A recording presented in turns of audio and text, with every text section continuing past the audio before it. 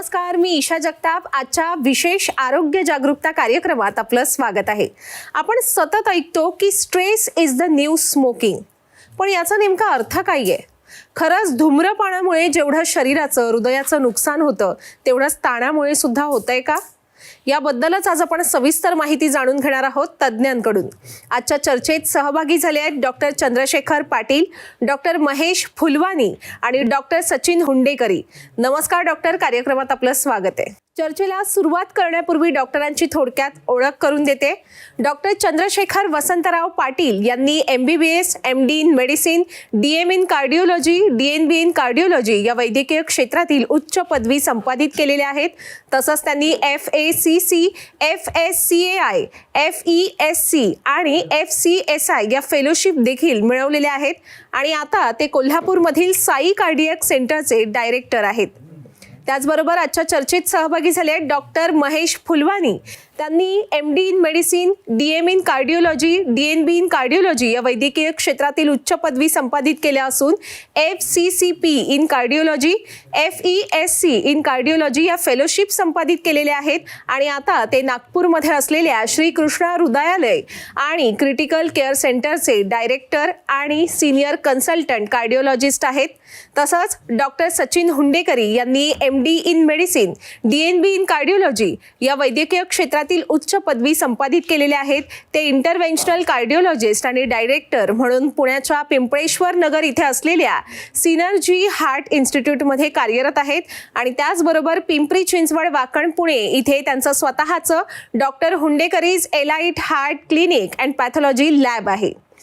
तुम्हा तीनही डॉक्टरांचं या कार्यक्रमात खूप खूप स्वागत आहे. आता आपण अजिबात वेळ न दवडता चर्चेला सुरुवात करूया. पहिला प्रश्न आहे डॉक्टर चंद्रशेखर पाटील आपल्यासाठी. आजकाल ताणाचा उल्लेख मी सुरुवातीलाच सांगितलं की द न्यू स्मोकिंग असा केला जातो. का बरं ताणाची तुलना एवढी स्मोकिंग सोबत केली जाते डॉक्टर? आपण जर कुठल्याही आजाराविषयी, विशेषतः हृदयविकाराविषयी जर आपण बघितलं तर हृदयविकार हा 3 प्रकारच्या धोक्याच्या घटकांमुळे होतो, ज्याला रिस्क फॅक्टर म्हणतात. पहिला धोक्याचा घटक जो आहे तर त्याला मॉडिफायबल रिस्क फॅक्टर म्हणतात. उदाहरणामध्ये ब्लड प्रेशर आहे, उदाहरणामध्ये शुगर आहे, उदाहरणामध्ये कोलेस्ट्रॉल आहे. तर हे सगळे मॉडिफायबल रिस्क फॅक्टर्स आहेत की ज्याच्यामध्ये आपण दुरुस्ती करू शकतो, बदल करू शकतो. आपण ब्लड प्रेशरसाठी ट्रीटमेंट दिली तर त्या माणसाचं ब्लड प्रेशर कमी होतं, तर तो त्या आजारापासून कमी तीव्रतेचा आजार होतो, तर आपण तो मॉडिफायबल रिस्क फॅक्टर म्हणतो. दुसरी रिस्क फॅक्टर जे असतात तर त्यांना नॉन मॉडिफायबल रिस्क फॅक्टर म्हणतात. उदाहरणामध्ये वाढतं वय किंवा एखाद्या पेशंटला अनुवंशिकता आहे, घरामध्ये 55 वर्षांच्या खाली कुणाला हृदयविकार आहे किंवा घरामध्ये वय वाढणारी लोक आहेत, तर ह्याच्यामध्ये आपण नेहमी म्हणतो की हे नॉन मॉडिफायबल रिस्क फॅक्टर्स आहेत. परंतु तिसरा जो घटक आहे तर त्याला नॉन मेजरेबल रिस्क फॅक्टर म्हणतात की जो ताणतणाव आहे, स्ट्रेस आहे. आपण तो कुठल्या फुटपट्टीनं, जसे कोलेस्ट्रॉलला आकडे आहेत, ब्लड प्रेशरला आकडे आहेत की 120-80 आहे, तर तसं आपण स्ट्रेस मोजू शकत नाही. तर हा नॉन मेजरेबल जो रिस्क फॅक्टर आहे, जो ताणतणाव आहे, तर त्याचं हृदयविकारामधलं कॉन्ट्रीब्युशन किंवा त्याचा सहभाग किंवा त्याचा वाटा जो आहे तर तो साधारणपणे 25 ते 35% इतका आहे. आणि तो तुलनेमध्ये जेवढा डायबिटीसमुळे, जेवढा ब्लड प्रेशरमुळे जेवढा त्याचा वाटा आहे तर तेवढाच स्ट्रेस हा फॉर्म करतो. आणि त्यामुळेच आजच्या घटकेमध्ये आपण स्ट्रेसला किंवा ताणतणावाला हे न्यू स्मोकिंग असं म्हणू शकतो. कारण त्याची तुलना जर आपण स्मोकिंगशी केली तर दोन्हींना जेवढं काही आजाराला चालना मिळते किंवा जे शरीरामध्ये डॅमेज होतं, अपाय होतो, तर ते सारखंच आहे. तर त्यामुळे आपण असं म्हणू शकतो की ताणतणाव हे नवीन काळामधला हा नवीन स्मोकिंगचा भाग आहे. डॉक्टर महेश, जेव्हा आपल्याला प्रचंड ताण आलेला असतो तेव्हा आपल्या शरीराच्या अंतर्गत भागात नेमकी काय क्रिया घडत असते? जेव्हा आपल्याला ताण असतो किंवा आपल्याला इमोशनल स्ट्रेस असते तेव्हा आपल्या शरीरात एक प्रकारे ब्लड प्रेशरचे हॉर्मोन्स रिलीज होतात किंवा एन्झायटी होते. एक्झाम्पल, तुम्ही इमॅजिन करा की तुम्हाला एक 2 वाजताची फ्लाईट कॅच करायची आहे आणि तुम्ही नेमका बरोबर प्लॅन करून 1 वाजता घरून निघाले, पण 15 मिनिटांनी तुम्ही पोहोचायचा प्रयत्न करताय, पण तुम्हाला एका चौकात ट्रॅफिक जाम मिळतोय. तर तुम्ही पहिले 1 मिनिटं किंवा 2 मिनिटं किंवा 5 मिनिटं तर तुम्हाला ओके वाटतं की दिस is can be regular.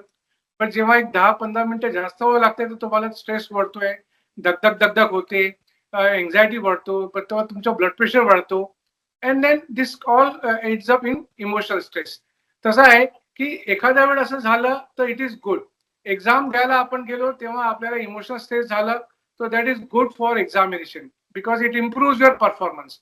But रोज रोज रोज व्हायला लागलं तर it kills your body gradually. एक मिनिटांनी रोज असं होऊन राहिला किंवा रोज होऊन राहिला तर तुम्हाला असं त्रास होतो आणि this ends up in blood pressure, high blood pressure, high stress किंवा ultimately lands in diabetes, heart disease, लकवा किंवा हार्ट अटॅक. तर emotional stress is a very important factor for heart disease. अगदीच. डॉक्टर सचिन, आपल्याकडून जाणून घ्यायचंय की सध्या आपल्या भारतात ताण ही एवढी मोठी समस्या का झालीये? आजकालच्या दैनंदिन जीवनामध्ये आपण बघतोय की ताणाचं प्रमाण हे खूप वाढलेलं आहे. कारण आजकाल आपलं जे दैनंदिन जीवन आहे ते खूप धकाधकीचं झालेलं आहे. आपल्याला आठवत असेल की आपण लहानपणी आपले आई वडील वगैरे सगळ्यांचा एक 10 ते 5चा जॉब असायचा आणि त्यानंतर साधारणतः सगळेजण 4-5 वाजता सगळे एकत्र यायचे, गप्पा मारायचे, which was like a stress buster. आपण जे म्हणतो की आपण त्याला तणाव मुक्त व्हायचो, आई वडिलांशी, मित्रांशी गप्पा मारायचो, त्याच्यासोबत टाइम स्पेंड करायचो. पण आजकालच्या काळामध्ये हे वर्किंग पॅटर्न जो झालाय आपला की आपण साधारणतः ॲव्हरेज 12 तासच्या वर काम करतोय. तर त्यामुळं कुठेतरी आपली झोप, आपला जो तो स्ट्रेस बस्टर टाइम जो आहे तर तो टाइम कॉम्प्रोमाइज होतोय. तर त्यामुळं आपलं जो एक्सरसाइजचा वेळ जो आहे, झोपेचा वेळ जो आहे, मित्रांसोबत बोलण्याचा वेळ जो आहे, फॅमिलीचा वेळ जो आहे हा कॉम्प्रोमाइज होतो.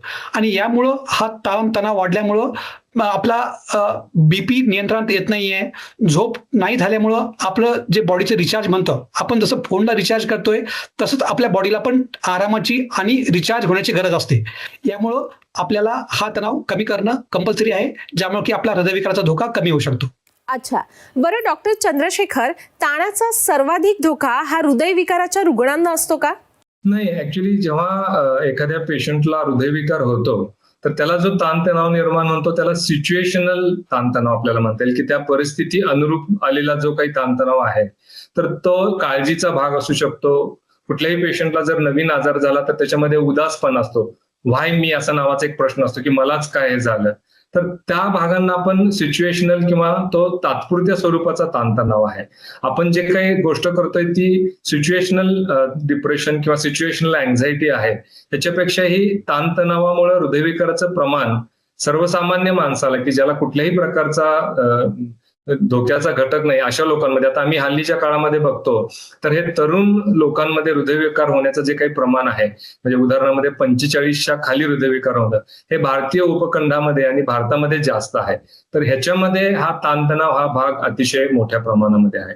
तर त्यामुळे आपण हृदयविकारामुळे ताणतणाव निर्माण होतो, पण ताणतणावामुळे हृदयविकार निर्माण होतो ह्याची जास्त आपण चर्चा करायला पाहिजे. जेव्हा कोणताही आजार आपल्या शरीराला जडतो त्यापूर्वी आपलं शरीर त्या आजाराचे संकेत आपल्याला देत असतात आणि जर ते आपण वेळीच ओळखले, लवकर त्या आजाराचं निदान झालं तर उपचार मिळून आपण बरे सुद्धा होऊ शकतो. जेव्हा ताणतणावामुळे आपल्या हृदयाचं नुकसान होत असं तेव्हा सुरुवातीच्या काळात आपल्याला त्याची काही लक्षणं दिसतात का doctor Mahesh? Exactly. What we call body whispers before it shouts. म्हणजे जास्त प्रॉब्लेम व्हायच्या आधी थोडे थोडे छोटे छोटे लहान लहानसे लक्षण आपल्याला दिसायला लागतात. फॉर एक्झाम्पल, क्रॉनिक हेडेक होतो किंवा भरपूर एन्झायटी होते, कोणाकोणाला ऍसिडिटी होतो, कोणाकोणाला झोप बरोबर चांगली येत नाही किंवा झोप झाली तरी सकाळी उठल्यावर त्याला फ्रेश वाटत नाही.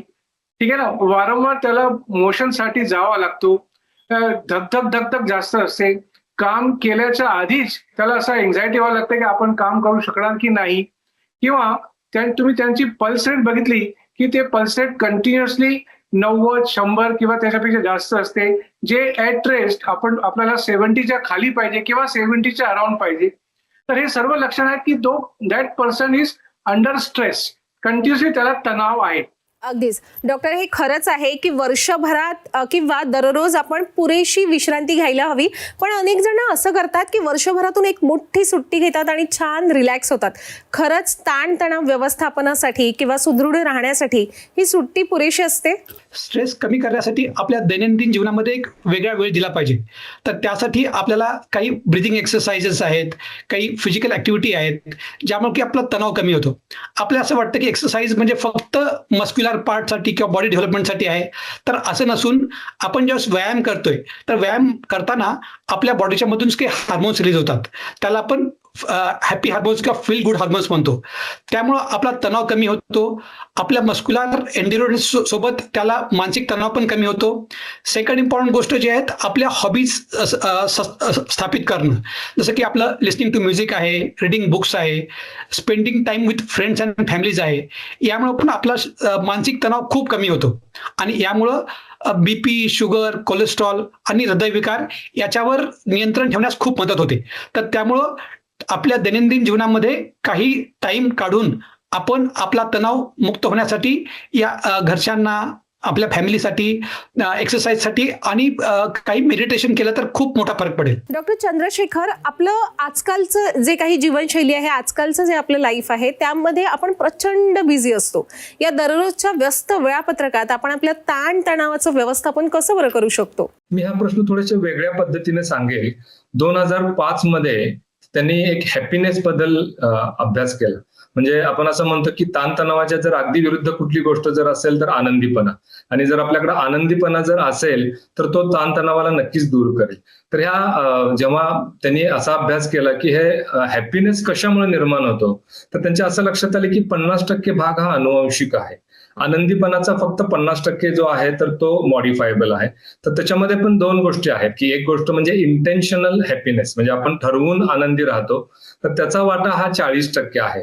फक्त 10% हा सर्कमस्टन्शियल हॅपीनेस असतो किंवा सर्कमस्टन्शियल अडचणी असतात किंवा सर्कमस्टन्शियल ताणतणाव असतो. म्हणजे उदाहरणामध्ये एखाद्या व्यक्तीचं कोणीतरी जवळचं व्यक्ती गेली किंवा आर्थिक ताणतणाव आहे, तर तो आपल्या हॅपीनेसमध्ये किंवा आपल्या त्याला पॉझिटिव्ह अफेक्ट म्हणतात. त्याचा आपला जो काही मानसिक ताणतणावाचा जो भाग आहे त्याच्या विरुद्ध भाग जो आहे त्याला पॉझिटिव्ह अफेक्ट म्हणतात. तर ह्या आपल्या ताणतणावामध्ये किंवा आनंदीपणामध्ये 40% भाग हा इंटेन्शनल आहे किंवा आपण ठरवून त्याच्यामध्ये बदल करू शकतो. आणि ह्याच्यामध्ये 3 किंवा 4 घटक आहेत. पहिला म्हणजे एक्झरसाइज. ऍक्च्युअली एक्झरसाइजचा ताणतणावाशी पुष्कळ जवळचा संबंध आहे. आपण जेव्हा एक्झरसाइज करतो तेव्हा आपल्या मेंदूमध्ये 2 प्रकारचे द्रव पाझरतात. एक म्हणजे एंडॉर्फिन, त्यांना एंडोजिनस ओपॉइड्स म्हणतात.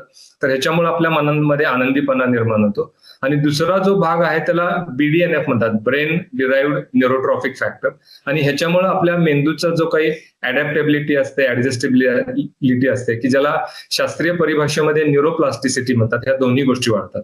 तर हा एक्झरसाइजचा भाग झाला. आणि बाकीच्या ज्या 3 गोष्टी आहेत तर त्याला ग्रेटफुलनेस प्रॅक्टिस म्हणतात, की आपण नेहमी कृतज्ञ राहायला पाहिजे. दुसरी गोष्ट म्हणजे मेडिटेशन आहे. मेडिटेशन हे फार आरोग्याला पूरक, आणखीन आपल्याला ताणतणावापासून दूर ठेवणारी गोष्ट आहे. आणि तिसरी गोष्ट म्हणजे आहे की आपण नेहमी आयुष्यामध्ये पर्पज ठेवायला पाहिजे, ध्येय ठेवायला पाहिजे, किंवा आपण नेहमी पॉझिटिव्ह आपल्याकडे ऍटिट्यूड पाहिजे. ह्या सर्व गोष्टी आपला ताणतणाव दूर करायला मदत करतात. एकूणच आपल्याला सुदृढ जीवनशैली जगायची असेल तर आपण दररोज नियमितपणे व्यायाम करायला हवा, योग साधना करायला हवी, असा वारंवार तज्ज्ञांकडून सल्ला दिलाच जातो. पण विशेषतः आपल्या हृदयाचं रक्षण कसं होतं योग साधनेमुळे, ध्यानधारणेमुळे? डॉक्टर महेश, तुम्ही एकदम बरोबर म्हणाले. आपण जसं योगाला आणि मेडिटेशनला भरपूर इम्पॉर्टन्स द्यायला पाहिजे. जसं डॉक्टर सचिनने आता सांगितलं की रोज आता ज्याप्रमाणे आपण शरीरासाठी व्यायाम करतो तसे मनाचा व्यायाम म्हणजे योग आणि मेडिटेशन. आम्ही खूप लोकांना म्हणतो की तुम्हाला रोगमुक्त व्हायचं असेल तर तुम्हाला भोग सोडावा लागेल आणि योग करावा लागेल. तर रोग आणि भोग याच्यामध्ये जे एक बारीक लाईन आहे त्याला आम्ही योग म्हणतो. तर तुम्ही योग डेली तुम्ही योग करायला लागले आणि डेली मेडिटेशन करायला लागले की तुमचे जे निगेटिव्ह हॉर्मोन्स आहेत ते भरपूर कमी होतात, पॉझिटिव्ह हॉर्मोन्स वाढतात. योग तुमच्या बॉडीची स्ट्रेचिंग करते आणि तुम्हाला तुमचे जे ब्लड प्रेशर असतात ते कमी होते, तुमची बॉडीची स्ट्रेंथनिंग होते आणि खूप भरपूर त्याचा पॉझिटिव्ह इम्पॅक्ट येतो बॉडीवर. आणि अल्टिमेटली डेली केल्यामुळे किंवा आठवड्यातून 5 किंवा 6 दिवस केल्यामुळे वर्षभरानंतर 2 वर्षांनी तुम्हाला चेंज दिसेल आणि तुम्हाला पुढे जाऊन हार्ट अटॅक किंवा लकवामुळे त्याचा फायदा होऊ शकतो. आपण डिजिटल डिटॉक्स बाबत आजकाल अनेकदा ऐकतो. खरंच ताण कमी करण्यात याचा वाटा मोठा आहे का डॉक्टर सचिन? इव्हन आपण बघितलंय की आजकाल बर्थडे पार्टीजमध्ये, सोशल गॅदरिंग्समध्ये लोक एकमेकांना न बोलता काय करतात की ते एकमेकाशी फोनवर बोलत असतात. तर अशा वेळेस किंवा फोन चेक करत असतात. तर अशा वेळेस एक आपण जे म्हणतोय की डिजिटल डिटॉक्स, ज्यामध्ये सगळ्यांचे फोन स्टॅक करून एकत्र ठेवणं आणि सगळ्यांनी कंपल्सरी एकमेकांना बोलणं, हे खूप आवश्यक झालेलं आहे. ज्यामुळे की आपण स्क्रीन पासून काही वेळ वेळ दूर राहू शकतो. यामुळं आपला ताणतणाव कमी होतो, आपलं संबोधन चांगलं होतं आणि त्यामुळे आपला स्ट्रेस कमी होतो. आजकालच्या कॉर्पोरेट कंपनीमध्ये they are giving some compulsory breaks. त्यात काय करतात की they are sending on their employees compulsory on vacations.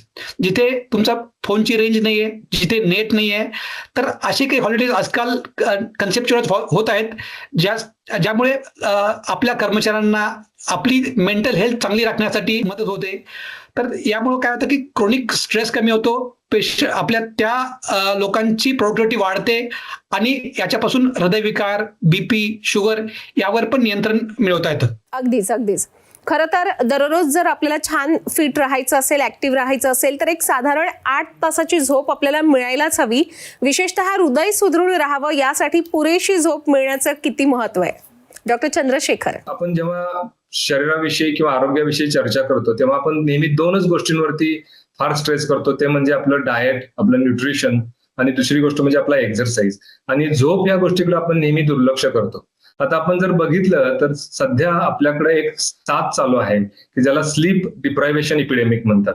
म्हणजे 200 वर्षांपूर्वी जी लोक 8 तास झोपायची, हल्ली सर्वसाधारणपणे 6 तास ही झोपेची नॉर्मल वेळ मानली जाते. तर शास्त्र म्हणतं की आपल्याला 8 तास झोपणं हे फार गरजेचं आहे. आणि त्यासाठी आपल्याला जर काही झोपेच्या अडचणी असतील तर काही साध्या गोष्टी जर आपण केल्या तर आपण झोप व्यवस्थित करू शकू. तर पहिली गोष्ट म्हणजे आपण झोपेच्या त्याला स्लीप ऑपॉर्च्युनिटी टाइम म्हणतात. म्हणजे आपण जे वेळ आपण झोपण्यासाठी खर्च करतो त्याच्यामध्ये 100% वेळ आपण झोपू नाही शकत. आपल्या 85-90% वेळ आपण झोपू शकतो. तर आपल्याला झोपेसाठी वेळ द्यायला पाहिजे. स्लीप ऑपॉर्च्युनिटी टाइम कमीत कमी 8 तास द्यायला पाहिजे.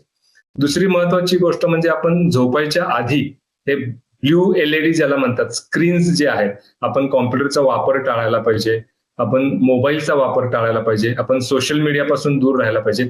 कारण ह्या मोबाईलच्या स्क्रीनमध्ये निळ्या रंगाचा LED उजेड असतो आणि त्याच्यामुळं आपल्या मेंदूला वाटत राहते की अजून आपल्याला जागा राहण्याची गरज आहे. मेलाटोनिन नावाचा जो पदार्थ आपल्या मेंदूमध्ये स्त्राव होतो तो सगळ्या ब्ल्यू LED संबंधित असतो. जोपर्यंत सोशल मीडियाचं स्टिम्युलेशन मिळतं, जोपर्यंत आपल्याला मोबाईलचा स्क्रीन दिसतो, तोपर्यंत मेलाटोनिन आपल्या मेंदूमध्ये वाढत नाही. आणि तिसरी महत्वाची गोष्ट म्हणजे कॅफिन. आपल्याला झोपायच्या आधी 6 ते 8 तास कॅफिन आपण त्याच्यापासून दूर राहायला पाहिजे. कारण आपण झोपणं जे आहे आपल्या 2 हार्मोन्सवरती किंवा न्यूरोट्रान्समीटर्सवरती अवलंबून असतं. एक गोष्ट म्हणजे ॲडिनोसिन आणि दुसरी गोष्ट म्हणजे मेलाटोनिन. तर जेव्हा आपला मेंदू काम करतो तर तेव्हा जो काही वेस्ट प्रोडक्ट तयार होतो त्याला ॲडिनोसिन म्हणतात. सकाळी मी समजा 6 वाजता उठलेलो आहे आणि 10 वाजता मला झोप आलेली आहे किंवा कंटाळा आलेला आहे, तर त्याला 2 गोष्टी कारणीभूत ठरतात. एक म्हणजे सर्कॅडियन क्लॉक, आपल्या मेंदूमध्ये एक प्रकारचं घड्याळ असतं, तर ते आपल्याला सांगतं की आता झोपायची वेळ आली. आणि दुसरी गोष्ट म्हणजे ॲडिनोसिन, हे जर बाय प्रोडक्ट आपल्या मेंदूमध्ये जमा होत असतो तर ते आपल्याला झोपेची गरज सांगते. आणि कॅफिन जे असतं तर त्या ॲडिनोसिनला डिस्ट्रॉय करतं. तर त्यामुळे आपण झोपायच्या आधी 6 तास किंवा 5 तास आधी जर कॉफी घेतली, चहा घेतला, तर आपली जर झोपण्याची वेळ आपण 10 जर पकडलं तर चहा कॉफी 4 नंतर आपल्याला टाळायला पाहिजे. या 2-3 गोष्टी जर आपण सोप्या केल्या तर आपली झोप आपण व्यवस्थित ठेवू शकू. आणि आपली झोप एकदा व्यवस्थित असेल तर आपल्यापासून आजार दूर राहतील. अच्छा. खरं तर मन म्हणजे आपलं हृदयच असतं. त्यामुळे आपलं मानसिक आरोग्य हे प्रचंड उत्तम असायला हवं, सुदृढ असायला हवं. त्यामुळेच हृदय सुदृढ राहू शकतं असं मला वाटतं. डॉक्टर महेश, आपण सांगा की आपलं मानसिक आरोग्य सुदृढ ठेवणं हे सुदृढ हृदयासाठी किती महत्वाचं आहे? आम्ही असं म्हणतो की जसं IQ असतो, इंटेलिजंट क्वोशंट, तसं एक इमोशनल क्वोशंट पण आहे. जे व्यक्ती इमोशनली स्टेबल असतात किंवा ज्यांच्या इमोशन खूप चांगले आहेत ते भरपूर सक्सेसफुल असतात. ऍज अगेन्स्ट दोज पीपल त्यांचा IQ तर चांगला आहे पण त्याचं इमोशनल क्वोशंट खराब आहे आणि they are not able to handle their emotions properly. तर काय असते, किंवा लोनलीनेस, एन्झायटी किंवा भरपूर गुस्सा, अँगर हे आपल्या आर्टरीजवर भरपूर दुष्परिणाम करतात. आणि फॅमिली टाईज, फ्रेंडशिप, असं हे जे गुड फॅक्टर्स आहेत ज्याच्यामुळे आपल्याला इमोशनल हेल्थ चांगली असते, these are like you are taking weight of the artery. म्हणजे आर्टरीवरचे दुष्परिणाम तुम्ही काढतो. म्हणून जे लोक भरपूर इमोशनली हॅपी आहेत असं बघितलं गेलं त्यांना हार्ट अटॅक याची शक्यता कमी आहे. अगदीच. आता आलेलो आहोत आपण या चर्चेच्या समारोपाकडे. डॉक्टर सचिन, जाता जाता ताणतणाव व्यवस्थापन आणि सुदृढ हृदयासाठी आपल्या प्रेक्षकांना आपण काय सल्ला द्याल? तर आपलं हृदय चांगलं जोपासण्यासाठी स्ट्रेस कंट्रोल हा खूप महत्त्वाचा विषय आहे. त्यासाठी एक्सरसाइज खूप महत्त्वाची आहे. त्यामुळं फिजिकल एक्सरसाइज कंटिन्युअस करणं इम्पॉर्टंट आहे. रोज आपण जेवण करतोय, रोज झोपतोय, तसं रोज 1 तास व्यायामाला दिला तर बराच फरक पडतोय. If you can add some meditation, जर आपण एक 5 मिनिट मेडिटेशन त्यात ॲड केलं तर त्यात खूप जास्त फरक पडतोय. आपण व्यायाम 1 तास सोडून काही काही लोक काय करतात की 1 तास जिम करतात आणि दिवसभर बसून राहतात. तर आपण 1 तास जिम केल्यानंतर दिवसभर बसायचं नाहीये. You have to keep on moving throughout the day. Third important thing, आता जसं बोललो मागच्या वेळेस, की झोप ही एक अति महत्वाची गोष्ट आहे. तर प्रत्येकाने आपला मोबाईल 1 तास झोपायच्या आधी 1 तास आधी बंद करून ठेवणं खूप इम्पॉर्टंट आहे. त्यामुळे आपली कमीत कमी 7 तास चांगली झोप झाली पाहिजे, ज्यामुळे की आपण आपलं स्ट्रेस नियंत्रित करू शकतो. धन्यवाद डॉक्टर. अतिशय सोप्या भाषेत आपण आपल्या प्रेक्षकांना मार्गदर्शन केलंय आज. प्रेक्षक हो, कदाचित ताण हा आता आपल्या जीवनशैलीचा एक अविभाज्य भाग झाला असेल, पण लक्षात घ्या त्याचं व्यवस्थापन करणं हे आपल्याच हातात आहे. पण केवळ औषधोपचारांनीच नाही, तर आपल्या कामाचं, विश्रांतीचं, भावनांचं आणि नातेसंबंधांचं योग्य व्यवस्थापन करून आपण ताणतणाव व्यवस्थापन करू शकतो. आता वेळ झालेली आहे इथेच थांबण्याची. ताज्या घडामोडींसाठी नेहमीच पाहत रहा झी 24 तास.